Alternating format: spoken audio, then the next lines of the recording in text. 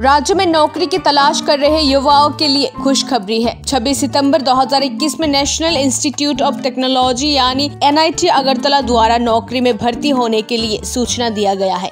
इनमें विभिन्न प्रकार के ग्रुप ए, ग्रुप बी और ग्रुप सी के नॉन टीचिंग पद खाली है, जिसका फॉर्म भरने का आखिरी तारीख इसी 30 सितंबर 2021 को है। इनमें कुल नौकरी के 105 वैकेंसी है।